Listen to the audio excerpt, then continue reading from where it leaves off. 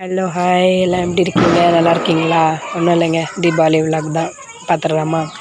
அர்ஹானோட excitement இது வந்து அவனோட ஃபஸ்ட் இயர் தீபாவளின்னு தான் சொல்லுவேன். ஏன்னா நாங்கள் வந்து இன்ன வரைக்கும் அந்த பட்டாசு வெடிக்கிறது அதெல்லாம் அவனுக்கு காமிச்சதே கிடையாது.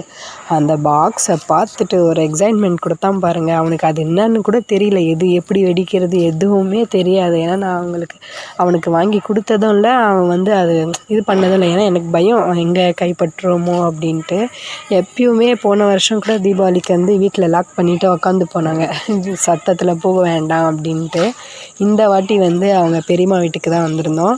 அவங்க வீட்டில் வந்து அவங்க அந்த ஃபண்டெலாம் போடுவாங்க இல்லையா, அந்த மாதிரி பாக்ஸ் வந்தது. அந்த பாக்ஸ் வச்சு ஒன்றுமே இல்லைங்க, ஜஸ்ட் 1/2 ஹவரில் வீடியோவே முடிஞ்ச மாதிரி.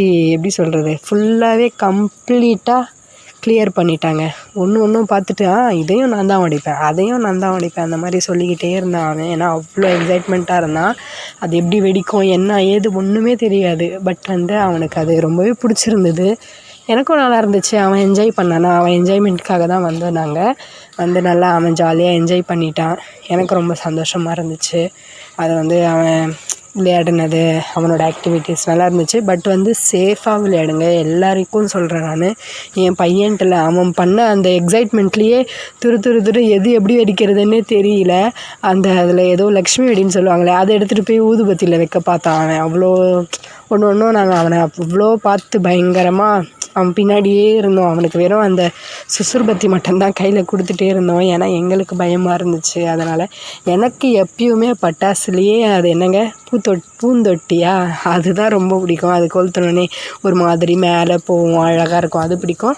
அதுக்கப்புறம் ராக்கெட் ரொம்பவே பிடிக்கும். நிறைய பேர் வெடித்தாங்க. மழை இருந்ததால் நிறைய பேர் கொஞ்சம் இதுவாக இருப்பீங்க, நிறைய பட்டாசு வெடிக்காமல் கூட எடுத்து வச்சுருப்பீங்க. ஏன்னா மழை பெஞ்சிக்கிட்டே இருந்துச்சு. உங்கள் ஊர்லெலாம் எப்படி இருந்துச்சு, எப்படி போச்சு? எல்லோரும் கண்டிப்பாக கமெண்ட் பண்ணுங்கள், சப்ஸ்கிரைப் பண்ணுங்கள், வீடியோ பார்த்து என்ஜாய் பண்ணுங்கள். எல்லாருமே தீபாவளி நல்லா கொண்டாடிருப்பீங்க. சேஃபாக கொண்டாடுங்க. தீபாவளி பட்டாசுன்ற எக்ஸைட்மெண்ட்டில் கையிலெல்லாம் வெடிக்கிறீங்க, அந்த மாதிரிலாம் எதுவும் பண்ணாதீங்க. எல்லாருமே ஜாலியாக என்ஜாய் பண்ணுங்கள்.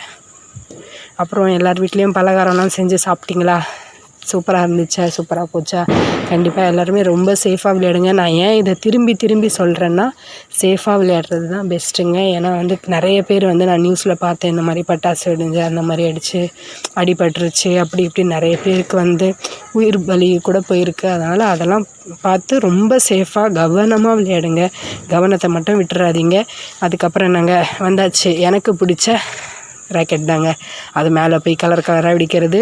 இதில் இன்னொரு ஆச்சரியம் என்னென்னா, என் பொண்ணுக்கு ரொம்பவே பிடிச்சிருந்தது. எங்ககிட்ட அவள் காமிச்சிட்டு இருந்தா, அங்கே பாருங்கள் அங்கே வெடியுது இங்கே வெடியுதுன்ட்டு ஆகுன்னு காமிச்சிட்டே இருந்தா.